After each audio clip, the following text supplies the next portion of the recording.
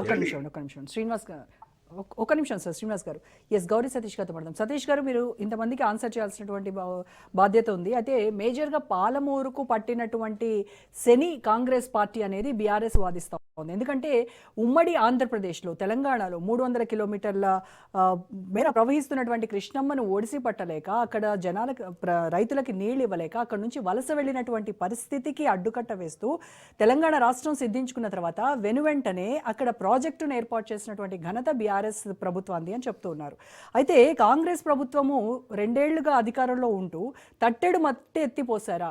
ఎందుకు ఇంకా క్లియరెన్స్ కానీ అనుమతులు కానీ ఎందుకు తెచ్చుకోలేకపోతోంది? ఎందుకు బీజేపీని ఒత్తిడి చేయలేకపోతోంది? డిపిఆర్కి ఇంతవరకు క్లియరెన్స్ ఎందుకు లేకపోయింది? కనీసము మరి ఉన్నటువంటి 90 టీఎంసీ నుంచి 45 టీఎంసీలు కావాలని చెప్పేసి మంత్రి ఉత్తమ్ కుమార్ రెడ్డి ఎందుకు లేఖ రాశారు? వీటన్నింటికీ మీరు సమాధానం చెప్పాలి. రామ్మోహన్ సార్ గారికి, మా మిత్రులు శ్రీనివాస్ గారికి, అదే రకంగా వాసుదేవ్ రెడ్డి గారికి, రాజ్ న్యూస్ ప్రేక్షకులకు మీకు సాయంకాలం నమస్కారం తెలియజేస్తూ, ఇందాక మా వాసుదేవ్ రెడ్డి గారు ఒక మాట మాట్లాడారు. దయచేసి వాస్తవాన్ని ఈ సమాజం గ్రహించాలి. ఒక పొలిటీషియన్ కాకపోయినా ఈ సమాజం అంతా కూడా ఆలోచించవలసిన విషయం. స్వయంగా ముఖ్యమంత్రి గారు వెళ్ళి మాజీ ముఖ్యమంత్రి గారిని చర్చకు రావాలని చెప్పి గతంలో ఇన్వైట్ చేసినటువంటి ధర్మిల ఒక సందర్భం అయితే, రెండోది హౌస్కు వచ్చిన తర్వాత స్వాగతం తెలుపుతూ వారిని వెళ్ళి కలిస్తే మరి వేరే వ్యంగ్యంగా మాట్లాడడం అనేది ఇది ఎంతవరకు సమంజసమో వారి విజ్ఞతకే వదిలేస్తా ఉన్నాం. అట్లా మాట్లాడొచ్చా, మాట్లాడొద్దా? ఇది రెచ్చగొట్టే రోజా మేడం గారు. దాంతో పాటుగా దక్షిణ తెలంగాణకు బీఆర్ఎస్ పార్టీ ఎంత ద్రోహం చేసిందంటే, ఈ తెలంగాణ ఏదైతే నీళ్లు నిధులు నియామకాల కోసం కొట్లాడినేమో, సాధించుకున్నటువంటి తెలంగాణ రాష్ట్రం ఏర్పడిన తర్వాత ఉమ్మడి మహబూబ్ నగర్ కానీ, ఉమ్మడి రంగారెడ్డి జిల్లాకు కానీ బాబాసాహెబ్ అంబేద్కర్ ప్రాణహిత చేవల్ల పేరుతోటి అప్పటి కాంగ్రెస్ ప్రభుత్వం జాతీయ పథకంగా దాని స్కీమ్గా అనౌన్స్ చేసి ఆ ప్రాజెక్టును లాంచ్ చేసిన తర్వాత దానికి డబ్బులు 37,000 కోట్లు ఖర్చు పెట్టిన తర్వాత కూడా ఆ స్కీమ్ నెత్తేసి ఏ పేరుతోటి ప్రాజెక్ట్ నిర్మాణం చేసి ఏం చేసిరో మనం అందరూ కూడా బాగా తెలుసు. ఇప్పుడు సవతి ప్రేమ మా పైన అంటే అటు పాలమూరు పట్ల కానీ రంగారెడ్డి పట్ల కానీ కురిపించాలని చూస్తే ఈ యావత్ సమాజం అంతా కూడా ఒక్కసారి యాక్సెప్ట్ చేయాలని ఒక్కసారి ఆలోచన చేయాలి. దాంతోపాటు పాలమూరు జిల్లాకు బీఆర్ఎస్ 2 పర్యాయాలు అధికారంలో ఉన్నప్పుడు ఏ ఒక్క కొత్త ప్రాజెక్ట్ అన్నా ప్రారంభించి, అంటే వారు ప్రారంభించి వారే నిర్మాణం చేసి ఒక్కదాన్ని, ఇందాక మా వాసుదేవ్ రెడ్డి గారు ఒక మాట చెప్పారు, కోయిల్ సాగర్ ను మేం ప్రారంభించామని చెప్పి. ప్రారంభించింది మేం 3 టీఎంసీలతోటి అటు దేవరకద్ర కానీ మక్తల్ కానీ కొంత ప్రాంతంలో మిగతా పక్క నియోజకవర్గానికి పారిస్తున్నటువంటి ఘనత కాంగ్రెస్ పార్టీదా కాదా? మరి పాలమూరు జిల్లాలో ఏ ఒక్క ప్రాజెక్ట్ కూడా నిర్మాణం చేయనటువంటి వాళ్ళు ఇప్పుడు మాట్లాడితే ఈ సమాజం కానీ ఈ యావత్ ప్రపంచంలో ఉన్నటువంటి మేధావులు కానీ మిగతా ఈ సభ్య సమాజం యాక్సెప్ట్ చేస్తున్నా? ఒకసారి బీఆర్ఎస్ వాళ్ళు ఆత్మపరిశీలన చేసుకోవాలి. దాంతో పాటుగా మాకు బేసజాలు లేవు, బేసిన్లు లేవు అని చెప్పి కృష్ణా వాటర్ ఏదైతే ఉమ్మడి ఆంధ్రప్రదేశ్ రాష్ట్రంలో 500 టీఎంసీలకు ఉన్నటువంటి అన్యాయం జరుగుతూ ఉంది, మనకు 700 టీఎంసీలు రావాలని చెప్పి ఉద్యమం చేసినటువంటి మనం 299 టీఎంసీలకు ఇంట్రీ ఆర్డర్ ఇందాక మా సీనియర్ గుర్తు చేసిండు. మరి 1 సంవత్సరం వరకు గడిచిన తర్వాత ఎందుకు ట్రిబ్యునల్కి వెళ్ళలేదు, దాన్ని ఎందుకు రెక్టిఫై చేయించలేదో ఒక్కసారి కూడా సమాధానం చెప్పాలి కదా. ఆ సమాధానం చెప్పకుండా ఇప్పుడు 2 సంవత్సరాల తర్వాత మేము పాలమూరు రంగారెడ్డికి చేశాం, నల్గొండకి చేశాం, ఫ్లోరైడ్ ప్రాంతం ఉన్నటువంటి రంగారెడ్డిని నల్గొండను పట్టించుకున్న పాపన పోయిందా? ఇవన్నీ వాస్తవాలు కాదా? ఇవన్నీ వాస్తవాలు కాకపోతే మరి ఏదైతే పాలమూరు రంగారెడ్డి కోసం వాళ్ళు 90% కంప్లీట్ చేసామంటారు కదా, ఇక్కడ నుంచే రాజ్ న్యూస్ ద్వారా గతంలో కూడా చెప్పినా ఇప్పుడు కూడా చెప్తా ఉన్నాం, ఉద్దండాపూర్ అనే గ్రామంలో 180 కోట్ల రూపాయలను నష్టపరిహారం చెల్లించడం వచ్చిన 2 సంవత్సరాల్లో. అదే రకంగా 6,800 కోట్ల రూపాయలు వారు బకాయి పెట్టినటువంటి ప్రాజెక్టు ఏవైతే నిధులు ఉన్నాయో వాళ్ళు చేసినటువంటి ప్రాజెక్టుకు నిధులు చెల్లించకపోతే చెల్లించినటువంటి ఘనత కాంగ్రెస్ పార్టీది కాదా? మరి వాస్తవాలా అవాస్తవాలా? ఈ పేపర్ డాక్యుమెంట్ అంతా కూడా అబద్ధం చెప్తా ఉందా? దాంతో పాటు ఇందాక మా గౌరవ మంత్రి గారు చెప్పినప్పుడు మీరు కూడా విన్నారు, అది ప్లే చేశారు.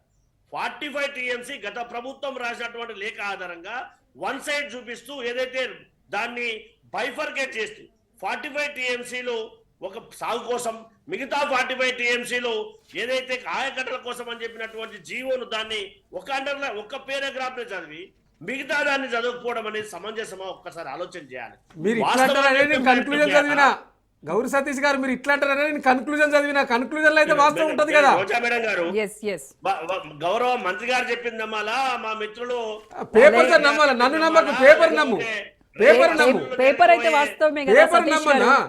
పేపర్ నమ్ము, నన్ను కూడా నమ్మకు. ప్లీజ్ ఎస్ చెప్పండి. రోజా మేడం చెప్పండి. పేపర్ లో ఉన్నదే కదా వాస్తవము. పేపర్ మంత్రి లో చెప్పినా, ఉన్నది వాస్తవం, వాసుదేవ్ నన్ను రెడ్డి గారు నమ్మకు. చెప్పినా, గౌరీ సతీష్ చెప్పినా మేము ఎవరు చెప్పినా పేపర్ ఇస్ ఎవిడెన్స్ కదా మేడం గారు. ఎగ్జాక్ట్లీ. So that's what. అందుకే ఏం చెప్తున్నామంటే 90 టీఎంసీలు కావాలని చెప్పి మేము లేఖ రాస్తే దాన్ని 45 టీఎంసీలుగా, అంటే ఏవైతే బైఫర్కేట్ చేసి మేము రాసినటువంటి లెటరు ఒక పేరా చదివి ఇంకో పేరా చదవకపోవడం అనేది ఫార్మేషన్ అనేది ఇందాక చదివారు కదా, చూసాం కదా జీవో చూసాం కదా. ఆ జీవో కూడా తప్పుదారిగా పట్టిస్తే ఎంతవరకు కరెక్ట్ ఒక్కసారి ఆలోచన చేయాలి. దాంతో పాటుగా ఏదైతే కృష్ణా వాటర్ 299 టీఎంసీలు అని చెప్పి గౌరవ మాజీ ముఖ్యమంత్రి గారు సంతకం పెట్టినప్పుడు, మరి నీళ్ల విషయంలో తెలంగాణ ప్రాంతం అన్ని వనరులు ఉన్నప్పటికీ కూడా ధనిక రాష్ట్రంతో ఏర్పడినటువంటి తెలంగాణ రాష్ట్రం మరి మౌనార్ జనాలు ఏం చేశారు, రంగారెడ్డి జనాలు ఏం చేశారు, నల్గొండ జనాలు ఏం చేశారు, వీరు చేసినటువంటి ద్రోహం ఏంది, ఎందుకు ఒక్క ప్రాజెక్టు కూడా నిర్మాణం చేయలేదో సమాధానం చెప్పకుండా ఇప్పుడు కళ్ళబొల్లి మాటలు చెప్తే వాస్తవం ఒక్కసారి ఆలోచించారు. కానీ ఖచ్చితంగా భారతీయ జనతా పార్టీ ఏదైతే ఇందాక మా సీనాన్ని చెప్పినట్టుగా ట్రిబ్యునల్కి వెళ్ళలేదంటే ఎస్ రాయలసీమ లిఫ్ట్ ఇరిగేషన్ నిర్మాణం చేసి తెలంగాణకు అన్యాయం జరుగుతుంది.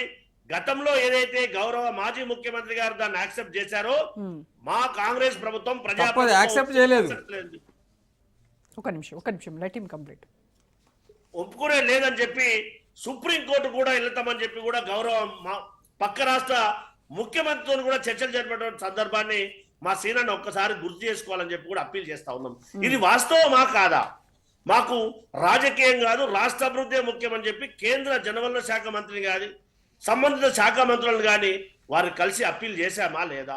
ఇప్పటికైనా కేంద్ర ప్రభుత్వం పెద్దన్న పాత్ర వహించి మా పాలమూరు రంగారెడ్డి ప్రాజెక్టులు జాతీయవాదం ఇప్పియండి, నిధులు కేటాయించండి. తెలంగాణ రాష్ట్రం 8 మంది ఎంపీలను ఇచ్చింది, 8 మంది ఎమ్మెల్యేలు ఇచ్చింది, నిధులు కేటాయించండి. ఇక్కడ చేపడుతున్నటువంటి ప్రాజెక్టులు ఏవైతే ఉన్నాయో కేంద్ర ప్రభుత్వం నుంచి నిధులు కేటాయించే విధంగా దోహదపడండి. తప్పు కాదుగా, తెలంగాణ ప్రజలు అడుగుతున్నటువంటి కోరిక కదా. అది రాజకీయాలు పక్కన పెట్టి రాష్ట్ర అభివృద్ధి కోసం పాటుపడదామనడం తప్ప. ఇందాక మా సీనన్ అన్నాడు పొలిటికల్ టూర్ అని చెప్పి, పొలిటికల్ టూర్ కాదు, రాష్ట్ర అభివృద్ధి కోసం 1000 సార్లు అయినా ఎవరినైనా కలుస్తామని చెప్పి మా గౌరవ ముఖ్యమంత్రి గారు మంత్రిమండలి అందరూ చెప్పినటువంటి ధర్మిల ఆ దాఖలాలు కూడా ఒక్కసారి గుర్తు చేసుకోవాలి కదా. దయచేసి ఆ రకంగా ఆలోచన చేసి కేంద్ర ప్రభుత్వంలో ఉన్నటువంటి నీటి సమస్యలు ఏవైతే ఉన్నాయో కేంద్ర ప్రభుత్వం పెద్దన్న పాత్ర వహించి తెలంగాణ రాష్ట్రానికి న్యాయబద్ధంగా రావాల్సినటువంటి వాటాల విషయంలో కేంద్ర ప్రభుత్వం పెద్దన్న పాత్ర వహించడానికి సిద్ధంగా ఉంది. కానీ కేంద్ర ప్రభుత్వాన్ని మీరు ఆశ్రయించట్లేదనే కదా. మీరు ఏం ప్రయత్నం చేశారు? కేంద్ర ప్రభుత్వంపై ఒత్తిడి తీసుకురాలేదు కదా ఇప్పటి వరకు అనేది కదా చెప్తున్నారు సీనన్న. రోజా మేడం గారు, మా గౌరవ ముఖ్యమంత్రి గారు, గౌరవ ఇరిగేషన్ శాఖ మంత్రి గారు, ఉప ముఖ్యమంత్రి గారు, ప్రధానమంత్రి గారిని కలిశారు, సంబంధిత జనవనరుల శాఖ మంత్రిని కలిశారు, సంబంధిత అధికారులను కలిశారు, ప్రిన్సిపల్ సెక్రటరీని కలిశారు. ఇది వాస్తవమా అవాస్తవమా? దానికి కావాల్సిన క్లిప్పింగ్స్ కూడా మన రాజ్యూస్ లో ఉంటాయి కదా. కలిసిరు వాస్తవమే. ఏపీకి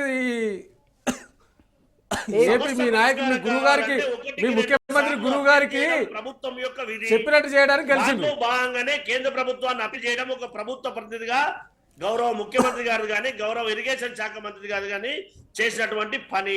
అది తప్పని బీఆర్ఎస్ వాళ్ళు కనిపిస్తే మేమేం చేస్తాము? వాళ్ళు 2 పర్యాయాలు కనీసం అది చేయకండి కదా. ఇంత ఇప్పుడు నీటి వాటాల్లో ఏపీకి అన్యాయం చేయకండి నీటి వాటాల్లో అని చెప్పేసి గురువు గారు అన్యాయం చెయ్యొద్దు అని అక్కడ రేవంత్ రెడ్డి వెళ్ళి కలిశారు అని చెప్తున్నారు వాసుదేవ్ రెడ్డి గారు. రోజా మేడం గారు, గురు శిష్యులని కాదు సంబోధన. నేను ఇందాక చెప్పాను, రాజకీయం కంటే రాష్ట్ర అభివృద్ధి ముఖ్యం అనేది మా ప్రభుత్వం యొక్క ఉద్దేశం. ఓకే, ఆ స్టాండ్ మీద ఉండండి. మీకు ఇప్పుడు ఒక పేపర్ చూస్తా, అదే స్టాండ్ మీద ఉండండి గౌరీ సతీష్ గారు. అదే స్టాండ్ మీద ఉండండి. రాష్ట్ర అభివృద్ధి లేవు, మనం 2 రాష్ట్రాలు అభివృద్ధి చేసుకుందామని చెప్పినటువంటి ఘనత ఎవరిదో ఒక్కసారి ఆలోచన చేయాలి కదా. గతంలో మాట్లాడినటువంటి మాటలు కూడా గుర్తు ఇప్పుడు గౌరీ చేసుకోవాలి. సతీష్ ఒక్క సతీష్ గారు ఒక్క నిమిషం సుదీర్ఘంగా వాసుదేవరెడ్డి గారికి ఒక మాట్లాడిండ్రు. అభ్యంతరం. నేను గౌరీ సతీష్ గారు చాలా సుదీర్ఘంగా మాట్లాడిండ్రు. నేను 2-3 అంశాలు స్ట్రేట్ గా నేను మీ లెక్క నేను స్పీచ్ ఇస్తలేను సతీష్ అన్న, గుర్తుపెట్టుకో. నేను ఏదున్నా నేను స్పీచ్ ఏదున్నా కూడా నేను పేపర్ ముందర పెట్టి అడుగుతా ఉన్నాను. వాసుదేవరెడ్డి గారు yes, ఒక్క నిమిషం. కోయిల్ సాగర్